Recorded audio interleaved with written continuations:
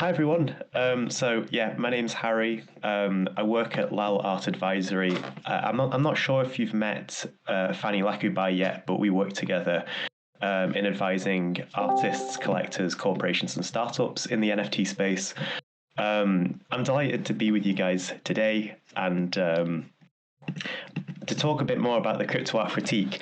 We started this a couple of cohort sessions ago, and it's been a real enjoyable part of the whole residency program, where artists can just come together and talk about the work in the style and format of a traditional fine art critique, or at least the one that I experienced in my fine art degree. And yeah, what is so great about these sessions is that you get everyone's feedback and you get everyone's different views from all around the world. So it's really all inclusive, and I'm not quite sure at any stage in the residency program you get a chance like this to just reflect and think in a casual way with your peers in this format. So it's a real casual one, and I hope you guys enjoy. I see Christian's joined as well, which is great. And yeah, I should mention if you can't have your mic on, don't worry about it. Um, the structure of the session goes as follows. So I will just pick somebody to start with, and if you have one artwork that is either like a work in progress, or if it's like nearly finished, or if it's even minted, just be sure to possibly put it in the chat, or send it to my DM if that excuse me, that's the cold. If that's any easier to you guys. And after that, the artist just kind of mutes the mic, and we all sit and look at the artwork or whatever piece of work it is for about 5 minutes. We jot a load of notes down, just talking about what we see in front of us. What's the materiality of the work? Is there anything that we like or don't like? And then we get this feedback, and we just talk together whilst the artist is still aside, and just kind of share these ideas. And then finally, the artist comes back into the session and explains their intentions, and then we can see whether or not their ambitions are closely enough aligned to the end product. And that's how it goes. So yeah, that's right, Luciana. So you can add the art there if you'd like, or just in my DMs, or even in the Residency 5 cohort channel. It's all good. It's all good. So I think without further ado, someone Basile actually sent me their artwork a few hours ago, so I think I might start there if that's okay, Basile.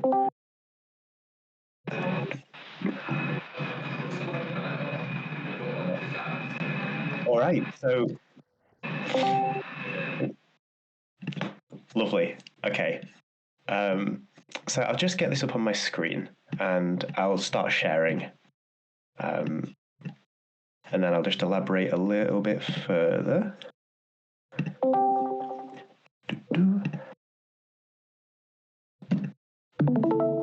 All right, so you guys can see.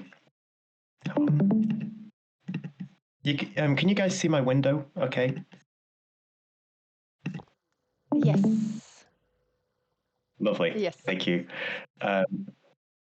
All right. So I think, yeah. So maybe, can you see it now? I've just popped it up into like a bigger window. Yes. Grand. Okay. So just for like 5 minutes, we'll look at this artwork and make some notes about what we see and what we like and so on.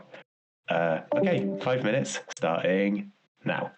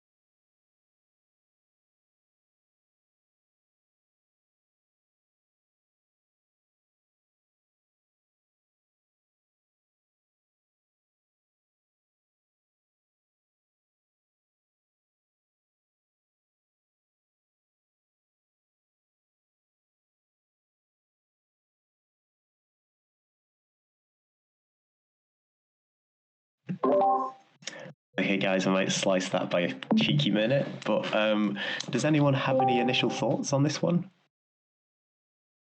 We have one. Hi, it's Danielle. Oh yeah, sorry.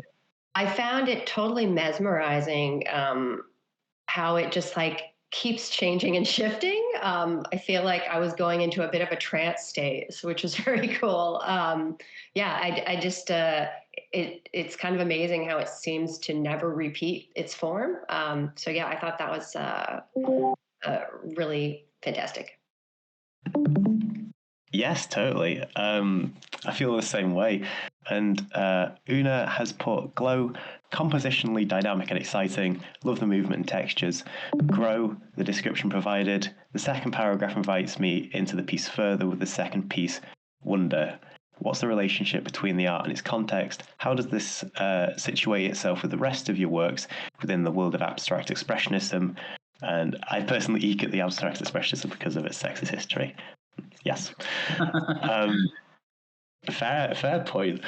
I agree with it being abstract. I'm not going to say the full expressionist word, but it is very exciting. I keep trying to figure out like what is this texture? It feels like some kind of metal. Like when you I don't know if you guys had that toy when you were a kid, but you put your face to it, like this metal. It kind of makes a like an outline of it. I thought of that.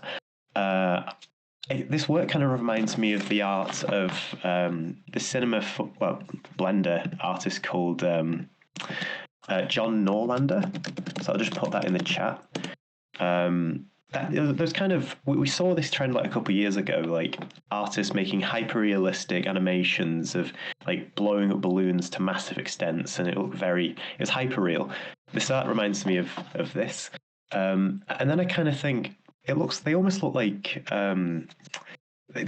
beams of light that constantly shifting. And I think of like a camera, like with a low exposure. But sorry, that was a regurgitation right there. But what? Any more observations, guys? Or I would have said bristles on a rolling brush that is stirring pigment. And Danielle has noted that it feels like it's got an infinite variety of variations, but in fact, it's only 6 iterations. There's 6. It's like a hexagon. It's just cycling through 6 pictures.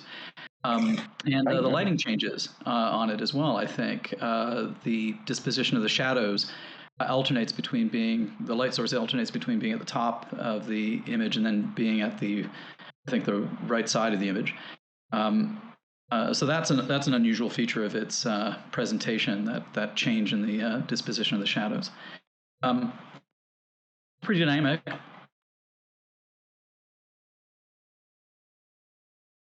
Yeah, thanks for pointing that out, Christian. I didn't actually note that there was 6 frames there with all different lighting positions. That's really well observed. And I'm just going to read out what Lucian's put. So Lucian sees a very dynamic artwork, loves the concept of endless movement, illumination and color, help him to appreciate the volume, makes me think of how we all live fragmented lives in this present.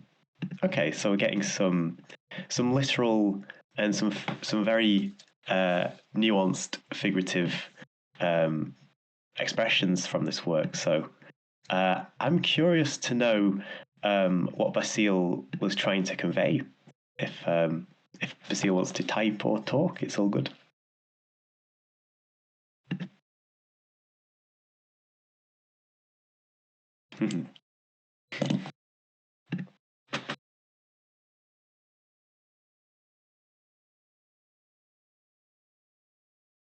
Oh, and for those people who just joined, welcome. Sorry we didn't properly get into introduce each other, but my name's Harry.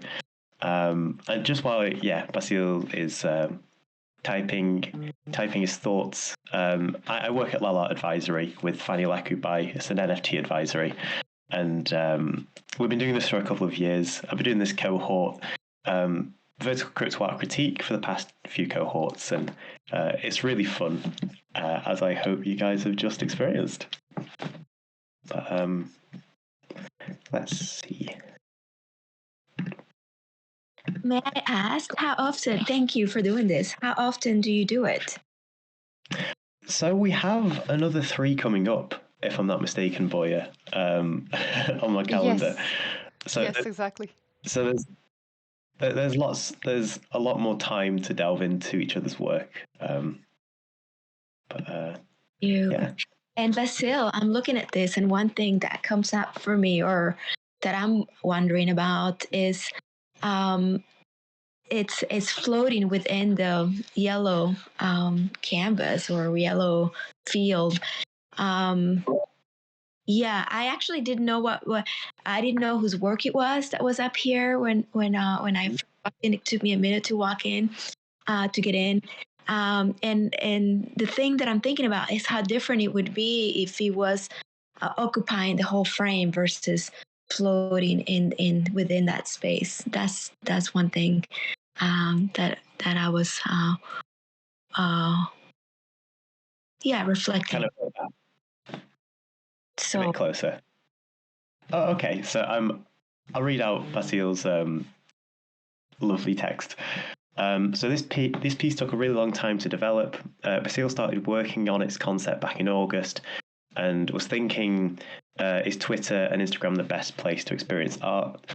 One day, Basil realized that when he was on Twitter or Instagram for most of the time, he doesn't look at the content and rather just keeps going. It's like the finger is on autopilot and his eyes are just wanted to focus on something to look at. But I just lost my text. But didn't really see anything, didn't want to see anything. So everything feels like a blur. Basil started to try to replicate that experience, a mindless scroll on social media. And after about a week, Basil stops because it felt like he was approaching this topic out of prejudice and wanted to make sure that he meant what he was saying before saying it.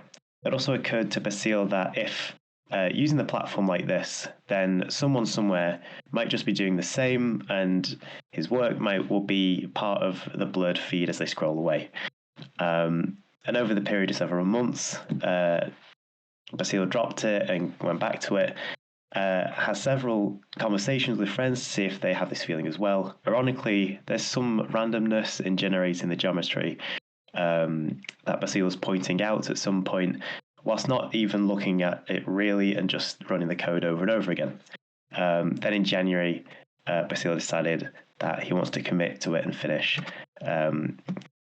Okay, no, that is perfectly long. That is perfectly fine text, and I think I that wasn't what I personally got. Maybe I was looking at it. Well, I'm not sure how I was looking at it. I wasn't looking at it in the eye of social media, but I suppose with the title scroll and the changing lights, that could certainly be conveyed. Yeah. And great. Kudos to you, Basil, for writing so eloquently about your work. That is something that is, a lot of respect there. Christian, would you mind talking a bit about what you found about the work then? Just because I don't want to read everyone's text, like owner of the text. Maybe I'll just respond here. I'm just offering some written comments while I have the opportunity to do so. I think the effect is impressive just now when you've magnified it. So the scrolling effect goes from the top margin to the bottom margin. It's not actually bounded by a square perimeter.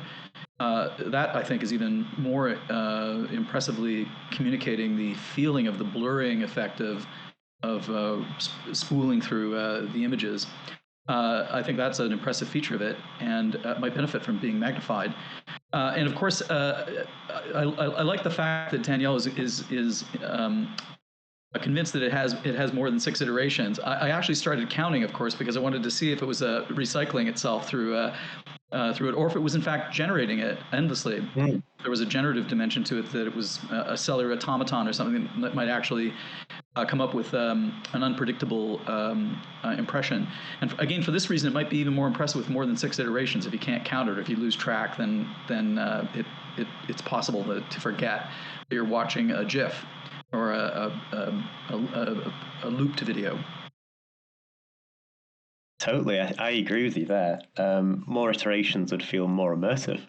And yeah. Okay, so I think, Basile, I think that's enough stuff to take away from what people have given. I hope it's been useful.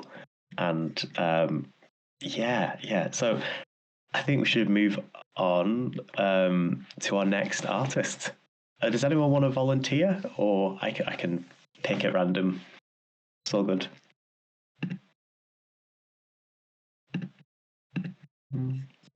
I think Luciana shared her work earlier. Oh yeah, sorry, Luciana. Okay. Doo-doo.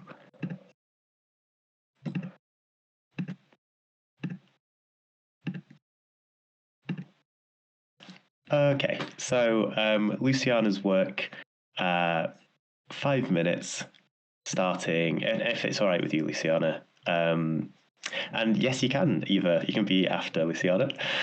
So 5 minutes starting now.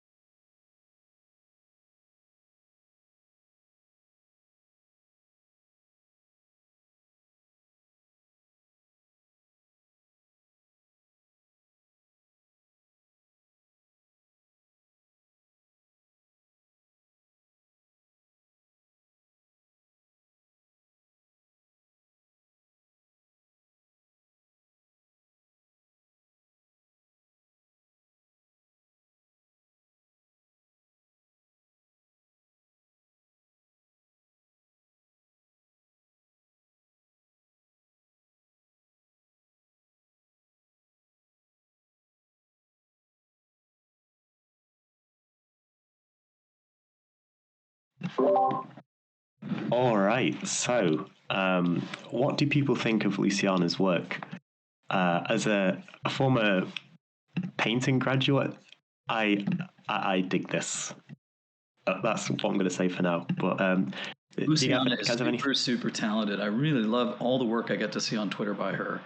I think this is really remarkable because the textures of the brushstrokes are so varied. Everything from precise scribbles and carefully crafted polygons and shapes to splatters and spray paint effects, all of which seems to me to kind of feel like a palimpsest of Juan Miro and Paul Klee if Jackson Pollock was a Looney Tune cartoon character painting. I think that there's an immense diverse variety of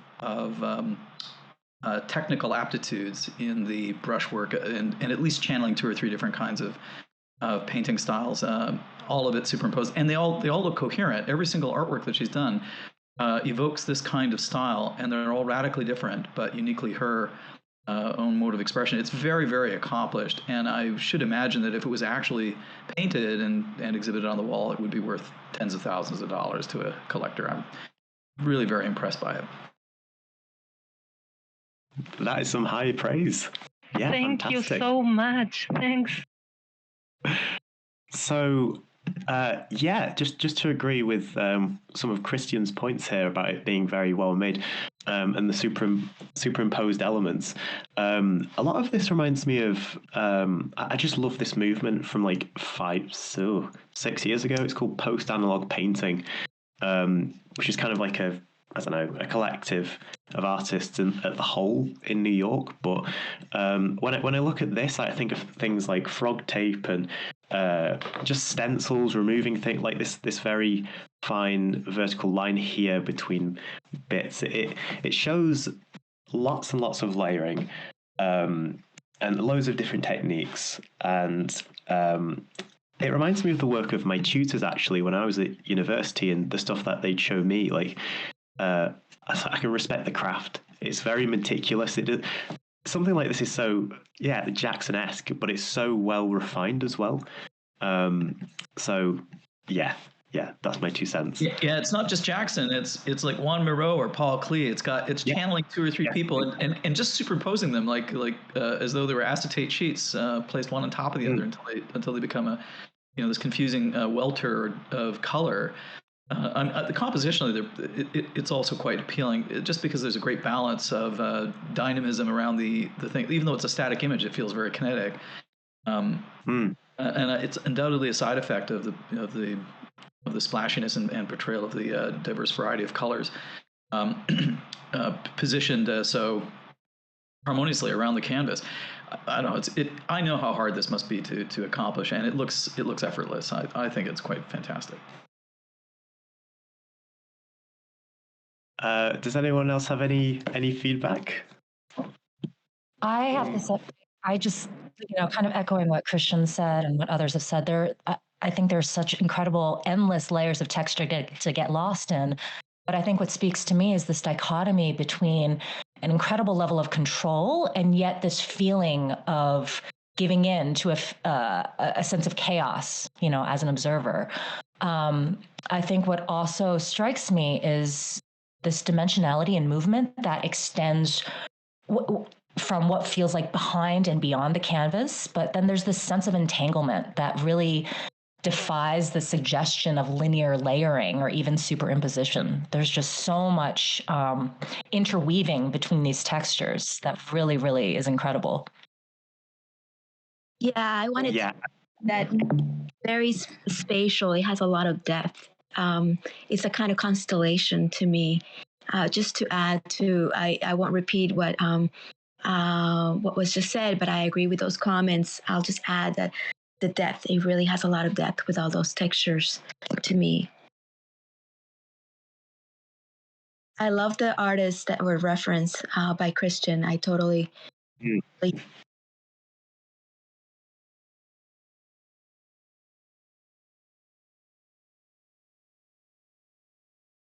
Yeah, so I think without further ado, if you guys don't mind, Luciana, is there any chance you could just tell us a bit more about the intentions behind this work?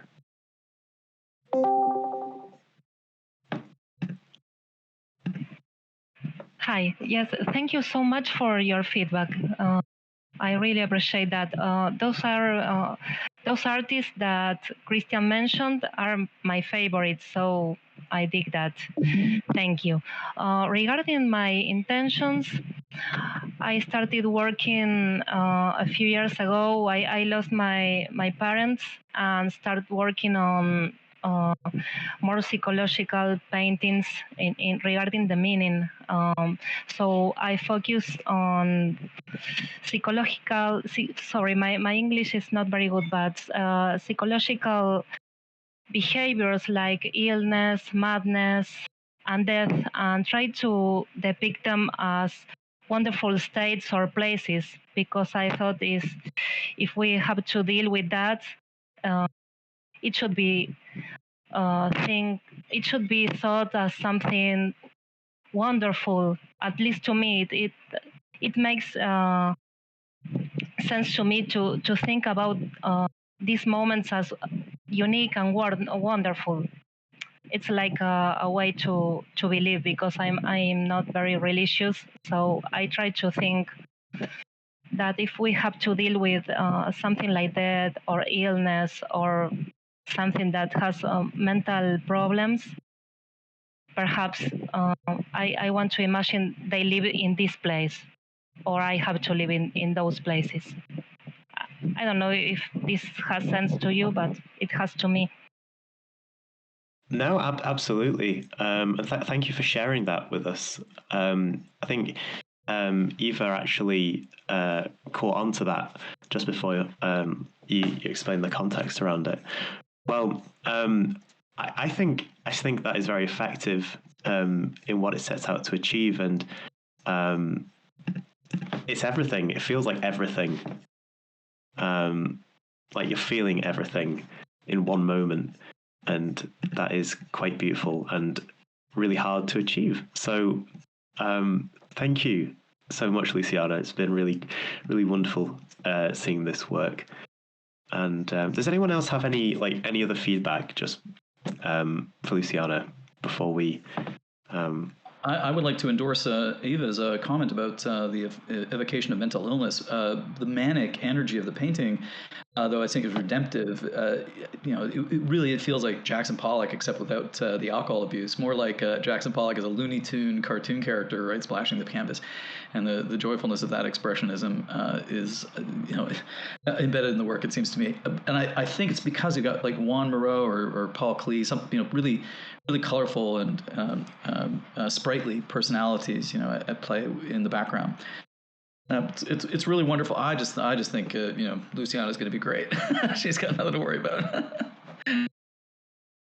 I agree with you there. Thank you, Christian. And I think okay. So thank you, Luciana. That's been a wonderful experience. And I think we're going to go on to our next artist now. So, was it? Who wanted to go next? Was it?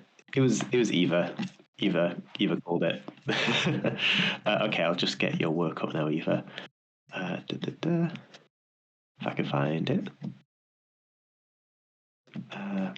It's right. I shared it right before. Yes. I have bigger works, but I will explain later why I want this work to be on feedback. Okay, thank you. All right, so you guys can see this, okay? I mean, I'll zoom in a bit. Okay, so 5 minutes.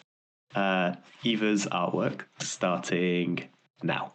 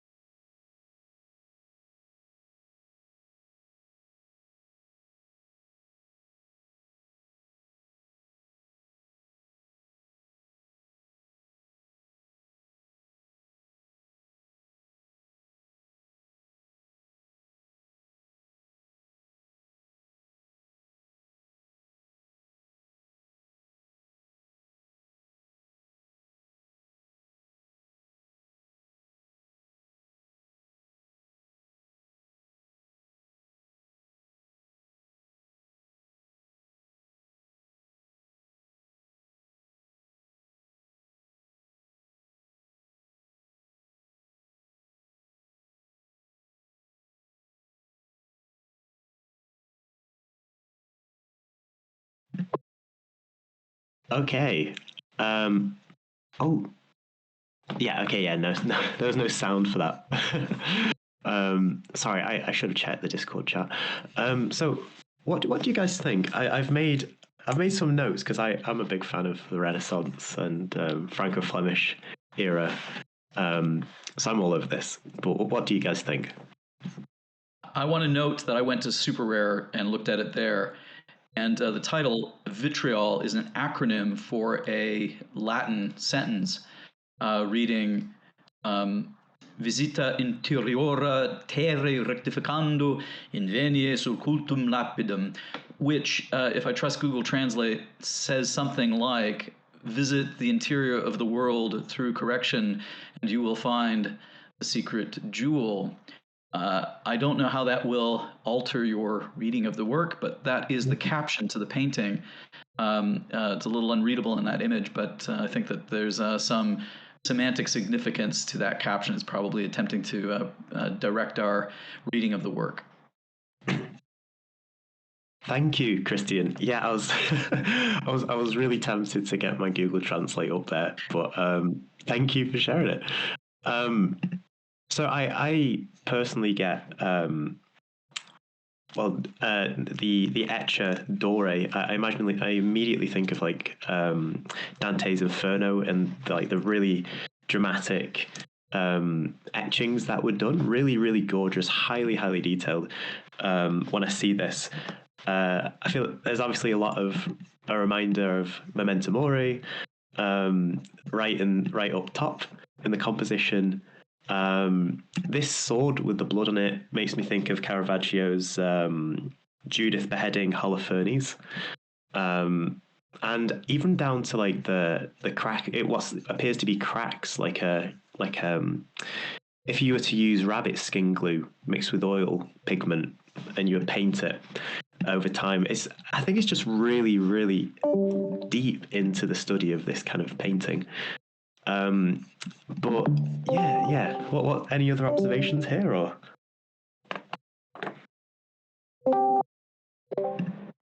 Can I jump in? Yeah, of course. I feel like I also looked at it on Super Rare, and I think there's so many details that it's it's like a riddle to solve, and like I feel like every corner of this piece has a different story, and it's a different symbol to analyze. I feel like we need to crack the code. And yeah, it's a really wonderful, very detailed piece. So I think it takes a long time to actually look at every detail to see what it's telling me. So yeah, congratulations, Eva. Your work is brilliant.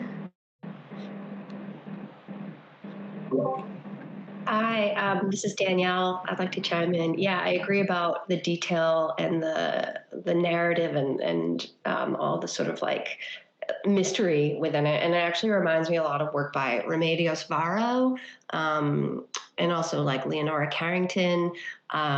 If you haven't seen their work, sort of mystical and mysterious, surrealist paintings. So yeah, like tons to look at. I also love when you look at it up close, like the texture of the cracked paint, and you can see the webs and things like that. So yeah, just really fascinating piece. Thank you. Yeah, I like to. Sorry. Can I pitch in? Oh, yeah. Sorry. Yeah. I don't have a big screen, so I'm glad you zoomed us in here, and I was able to see some more details. But I'm drawn to the mood. Actually, keep it out because I want to talk about more kind of the composition of the whole thing. Thank you. Mm-hmm. I'm really drawn to the subtle red hue. And I guess what I will point out that I really focus on is this frame within a frame, and the symmetry of the piece, and the time element in the background. It is below the skull, which I had not noticed, but I got really focused on that time element. I guess that's one of the symbols within this piece. Yeah, wonderful work. I love the light of it with this red hint.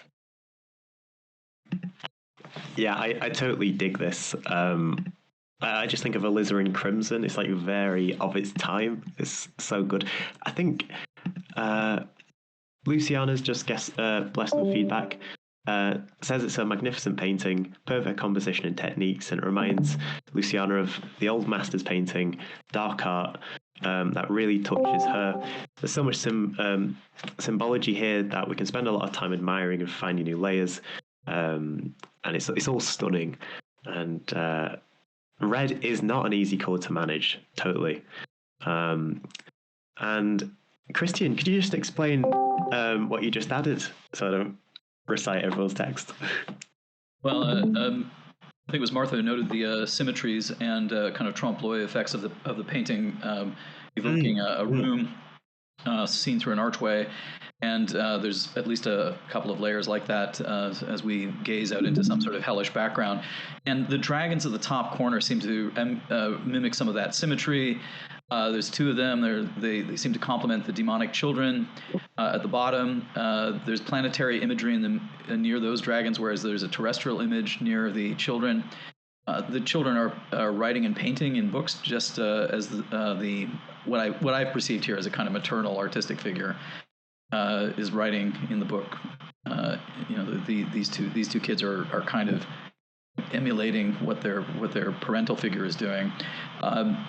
I think the familiars at the top are metaphors for the children at the bottom, and given that kind of upper and lower symmetry, it's mirrored in the hourglass in the background. There's I don't know. It's an evocation of a certain kind of sublunary and astral imagery at the top. Astral imagery at the top, and then at the bottom there's all this terrestrial imagery linked by the experience of writing and reading the books.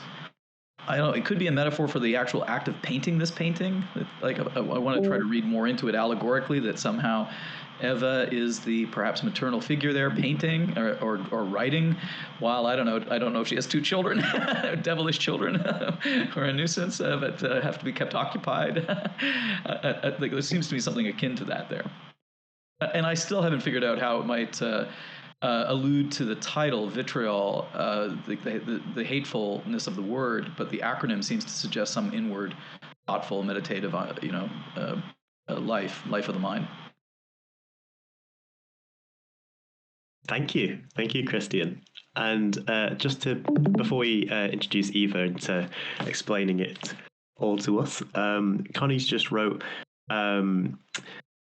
Definitely also read Dore, right with signifiers and symbols, a world that would weigh virtue against vice of a feminine protagonist. So that is another very interesting observation. Eva, could you tell us? Hello, friends. I am very humbled and grateful for your comments. I can talk about my work in general and this piece in general for like hours, but I will try to be brief to save time.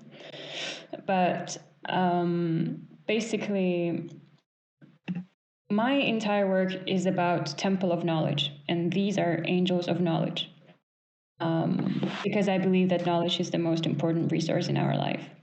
But how vitriol, the title, is relating to this painting is because it is a motto of Freemasons. They, before becoming a Freemason, they have a special ritual where they sit in a chamber of reflection, and this phrase is one of the things they need to reflect upon. And I kind of was really inspired by that and wanted to depict a chamber of reflection as well.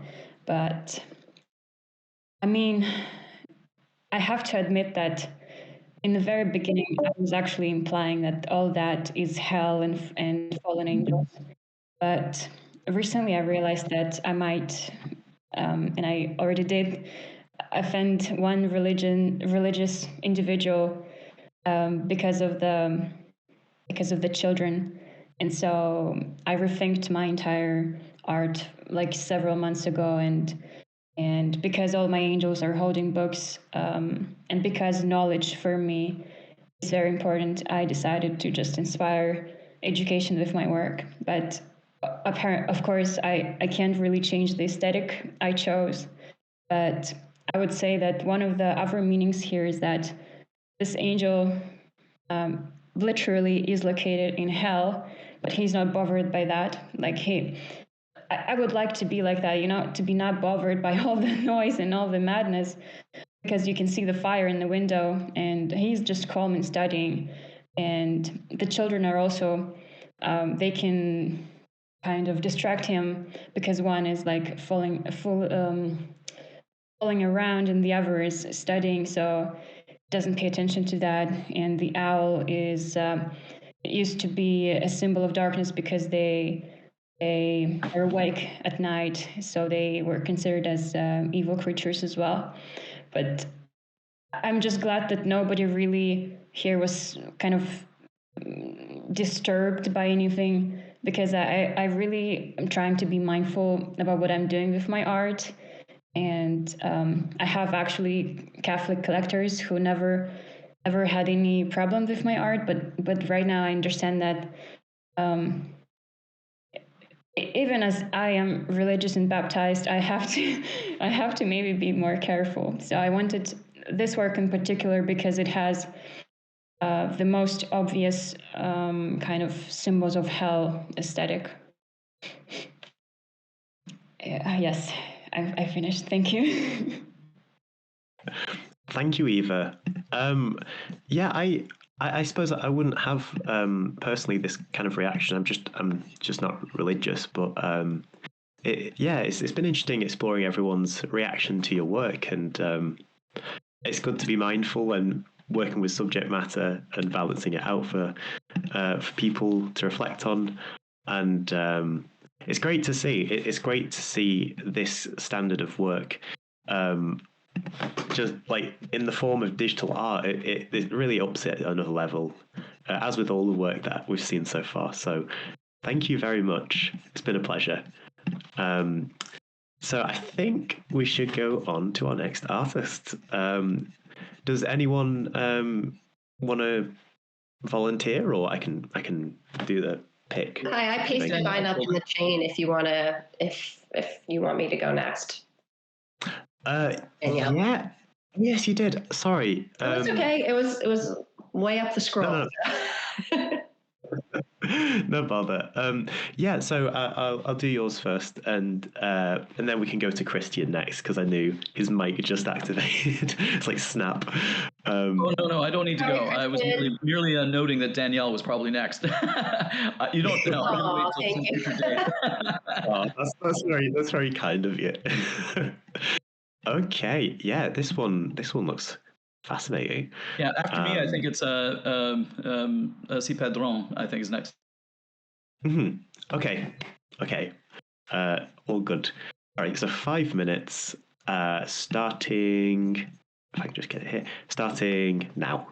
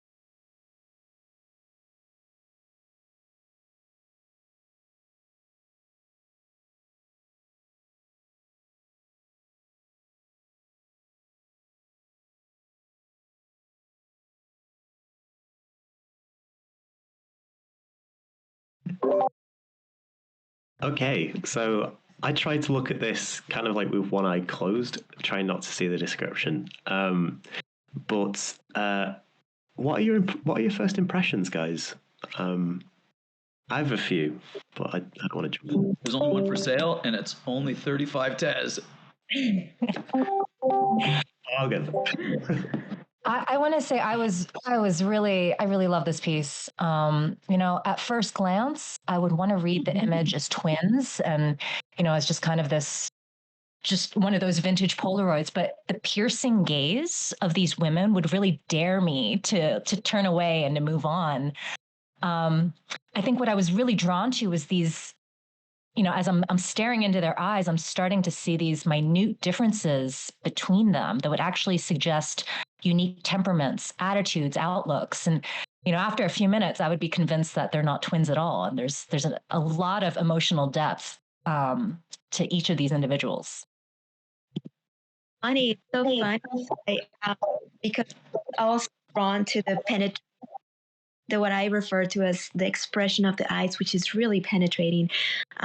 When I first saw this, I really liked the coloring, the Polaroid quality to it, but it's the eyes. It's the eyes, the proximity of those faces, the slightly different positions. I think you said everything else. Just there's a slight different style too, but the presentation of their eyes is very powerful. Danielle. You guys are spot on with that observation. I thought that too. I couldn't tell until looking at it for a solid 2 minutes that the eyes are just piercing the viewer.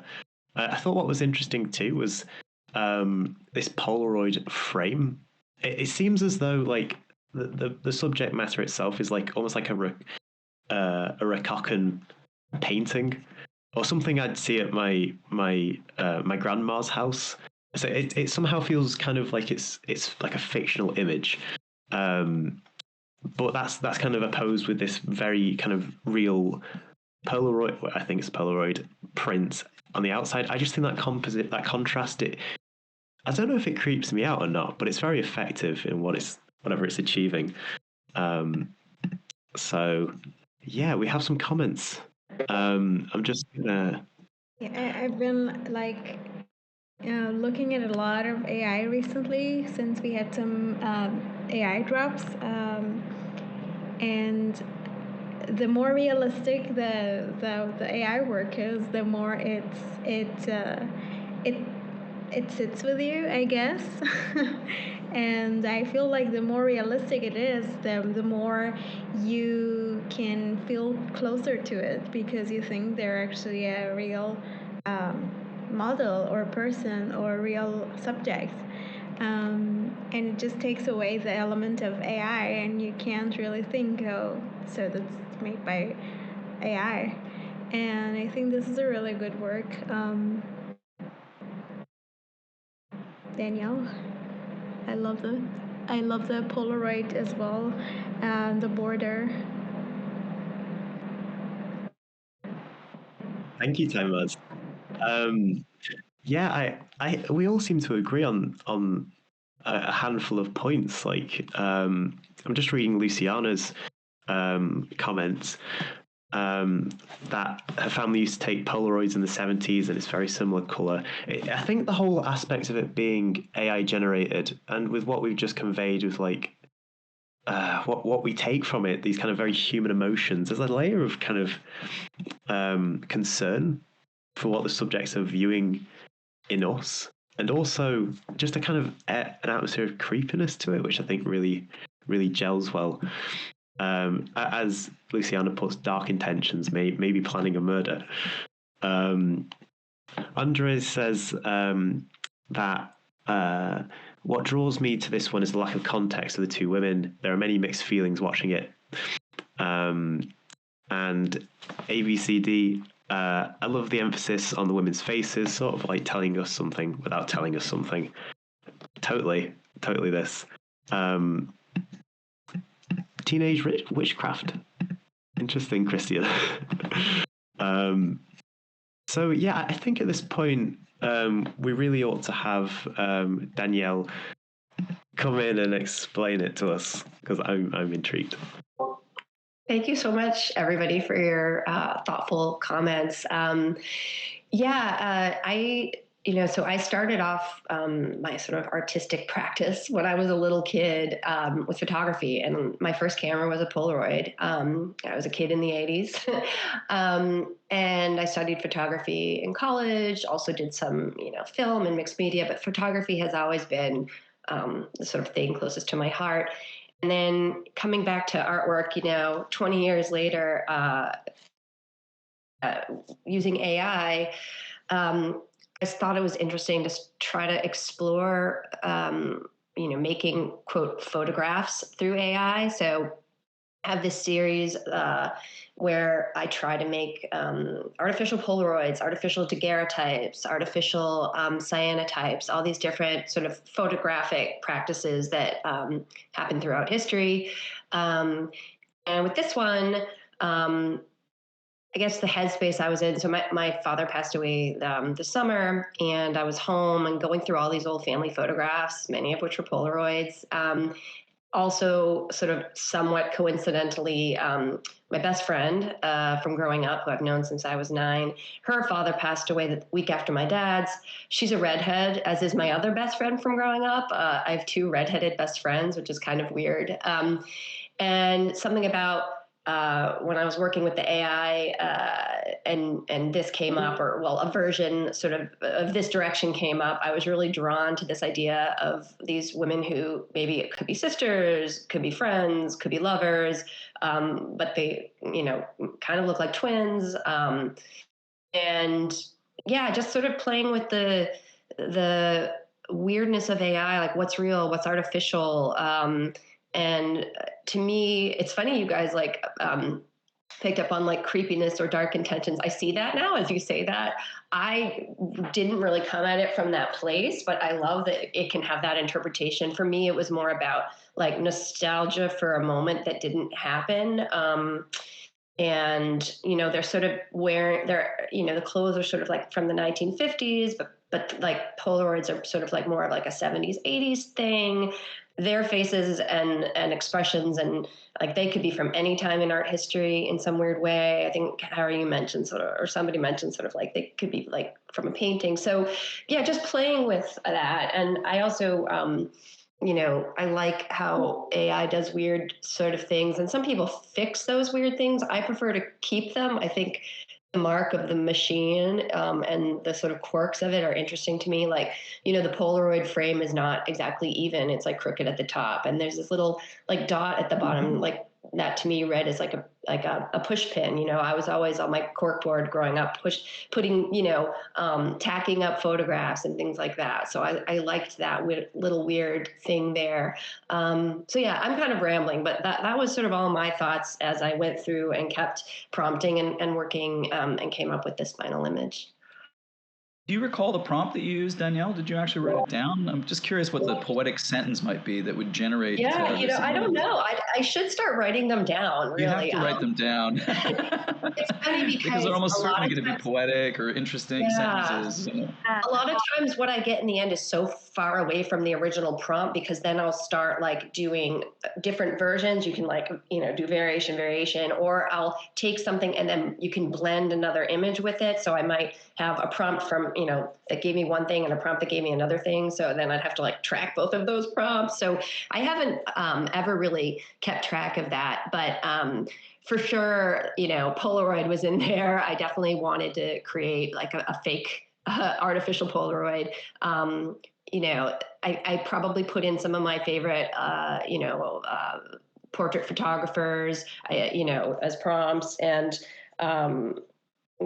I might have put in, something about, 2 women. I don't think that I was as specific as sisters or twins, which when this one came up, it was kind of like a fun surprise, which is something that I love about AI. Like you kind of, it really is your partner. Like it'll sometimes give you something that's unexpected, and then you're like, oh yeah, I'm going to go down that road, and work on that path. So yeah, but it would be probably good artistic practice for me to start recording my prompts in like a spreadsheet.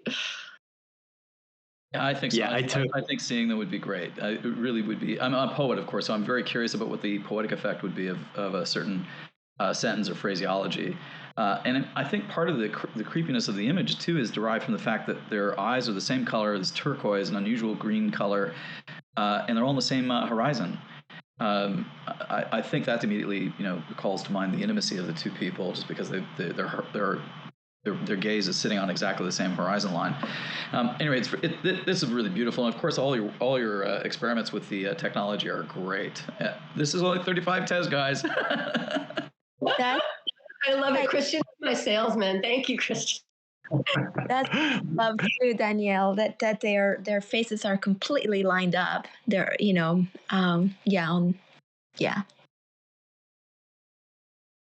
Yeah, I mean, Christian, that's a great plug right there. Sorry, go on, Danny. You were gonna say.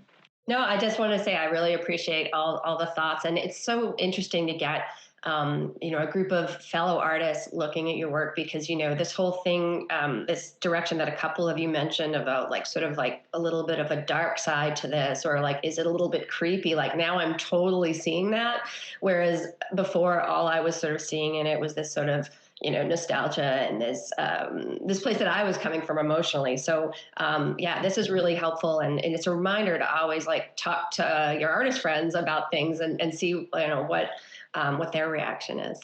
Every Polaroid has to have just the hint of death in it. It has to have a little whiff of menace in it somewhere.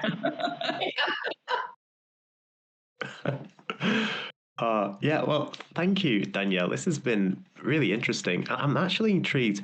I'm amazed that AI can do all those processes you mentioned with the Polaroids and the cyanotypes. It's quite, that in itself is a bit spooky. Yeah, it's kind of crazy. I mean, you do have to like work on it pretty hard, because a lot of the stuff that it spits out, it's like it's not right. But if you keep at it and you're creative with your prompts, you can get some things that are pretty remarkable. So yeah, thank you guys so much. I really appreciate all of your thoughts. Thank you. Okay, who did I say was next? Christian, was it you? I feel like No, I'm next week or something. It's C Padron who's next. Okay. C Padron, did you post in the chat? I might have just missed it.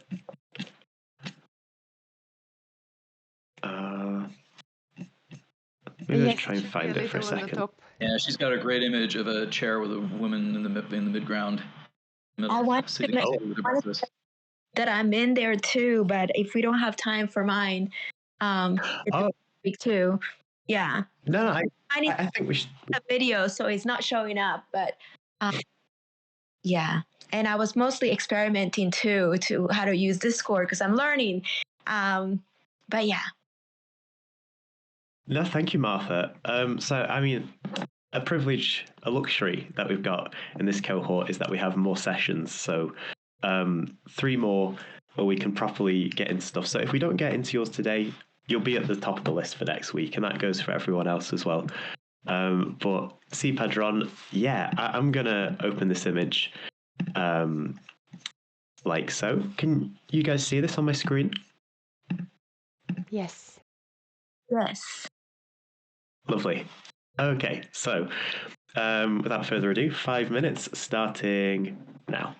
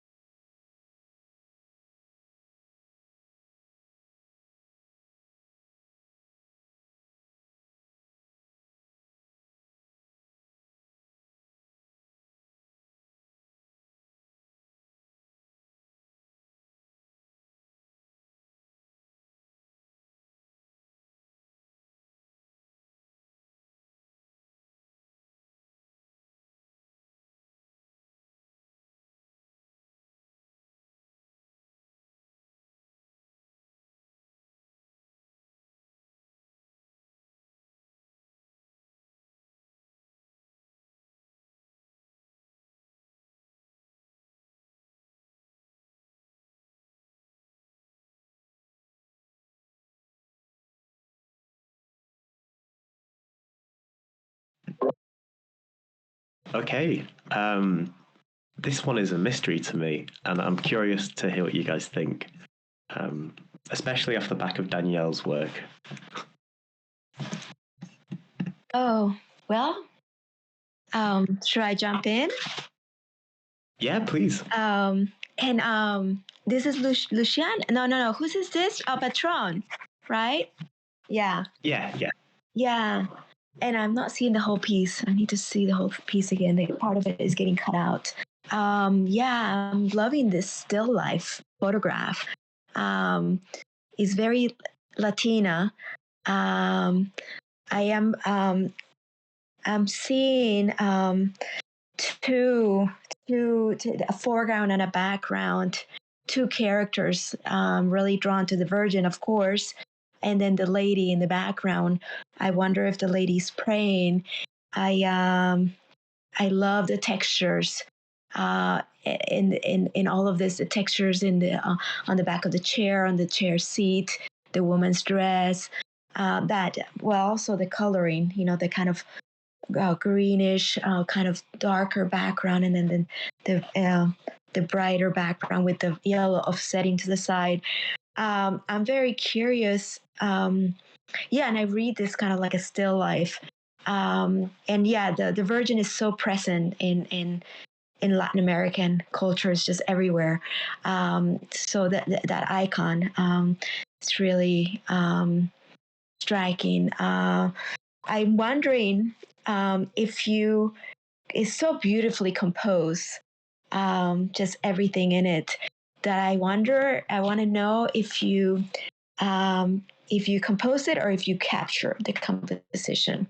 Just the way the water is, or the plant and the clock, every little element, just the way that it's composed is just so wonderfully composed. I'm curious about that. But those are just some of the things that I noticed and that I respect. Thank you, Martha. Those are some really great insights. I'm wondering if anyone wants to contribute to that. If not, I think the composition, I mean, I agree with you. It's like, it feels like it's perfectly composed, like a 50-50 split almost. I'm kind of curious if this photograph invites us in to be part of this moment, or if we're invading, because I see the lady is sat in what appears to be her living room, and this appears to be like a front porch or something.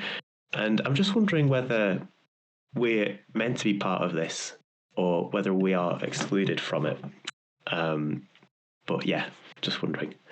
It's the opposite, in this respect, it's much like the prior picture insofar as it's about the social exclusion of the viewer, perhaps, because of course the grandmother here has turned her back upon us, or she's not sitting for the pose in the available chair as you might expect if it were a portrait. And the chair is empty. It's not, and it's left empty, but it's not, of course, inviting us to occupy it, right? It's possible to interpret this allegorically. I mean, perhaps the fact that the woman is watching television, or perhaps praying with her back to us, or even, I don't know, judging from that ashtray on this couch smoking a cigarette, the turning of the back away from the viewer, suggests that the image is really evacuated. The lower part of the painting, or part of the photograph, is not so inviting to us, despite the fact that chair is empty and seems to be ready for us to visit and sit. Thank you, Christian. Yes. Oh, sorry. Go on, Timers. Sorry. So also in the first look, sorry, your screen is like going on and off. I don't know if it's my internet, but in the first look, I felt like the top part of the photo was actually a separate frame. It was like a frame on the wall of a painting, and felt like a separate image from the chair and the foreground. And I felt like the upper part is a painting hanged on the wall. So I don't know if it's because of the texture of the photo. But it felt like that, because also on the side you see like a little side of the wall in the corner, and yeah, right there, and it feels like it's It's a painting. That's what I felt about it, and it's a very beautiful one. So That's, interesting. oh, Yeah. sorry, go on. Sorry. No, that's so interesting. Those two areas are playing with your mind. I also wanted to respond to Christian and how that chair is so frontal. That chair is so interesting because it's so it has such.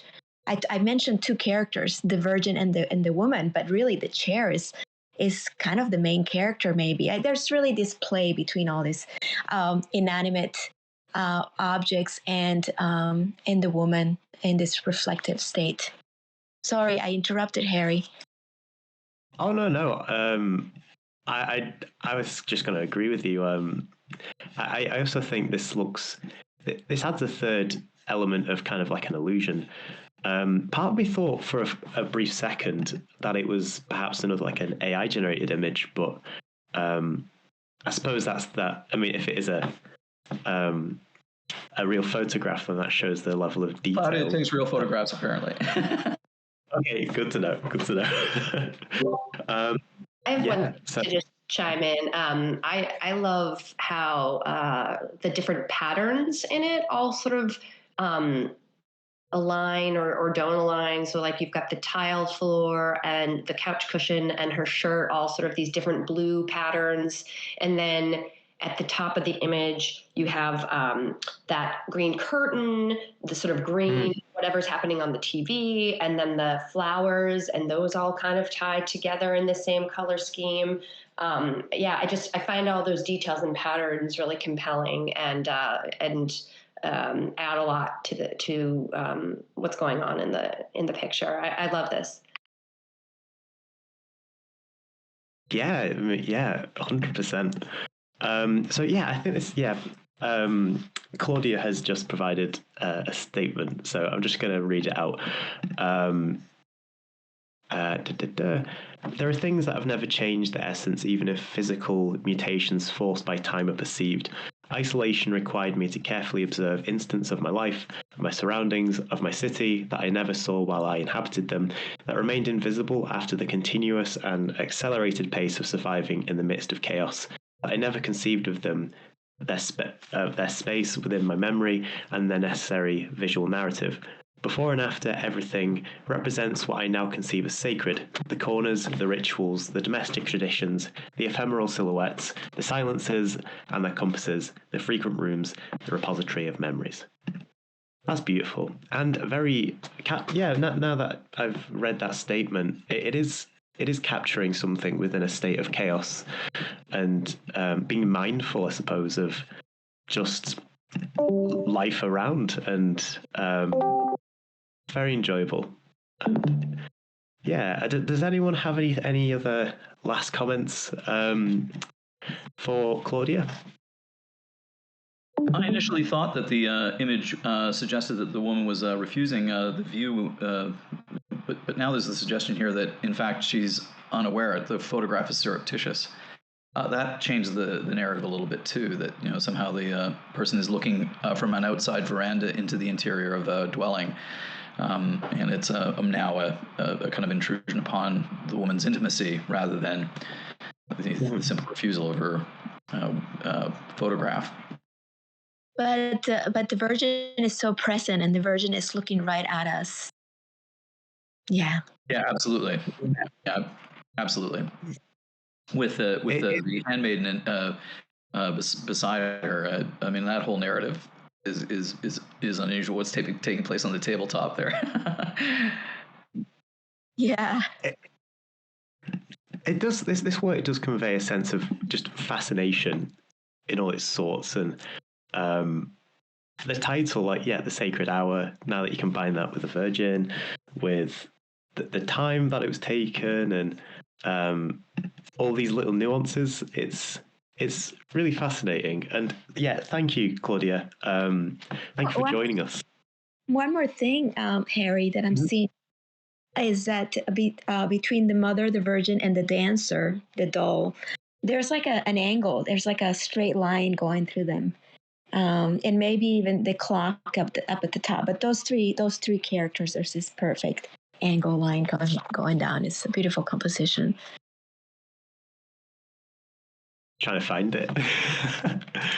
Oh, if you imagine drawing a line between the eyes of the dancer in yellow, the virgin, and the Oh, right, of course. Sorry, blonde moment here. Yeah, no, yeah. That is. Oh, that adds another layer of. which nuance. introduces another, because it's very parallel, right? The foreground and the back, right? And so this introduces an angle, and it also connects those two frames, it merges them. Yeah. Yeah, that's an 100%. insightful observation to make. That's a very interesting thing about the nature of the composition, for sure. Good work. Yeah, that is excellent. Excellent. Yeah, so I think tentatively we might need to have people who haven't been able to speak today. And thank you, Claudia, and everyone who's taken part so far. Oh, yeah, perfect Fibonacci sequence. It's Fibonacci. I'm going to give that a heart.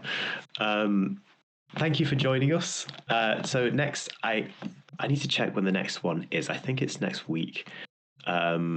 Yes, exactly. Next week on Thursday. Perfect. So for people who couldn't join, like present work today, that's no bother. We'll do it next week. And it's been a really enjoyable first session. I have to say, this is really up there with the top VCA critiques so far.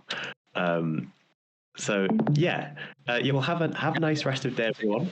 To show us their work like that. I share about this. I really love this a lot. I love that we get 5 minutes to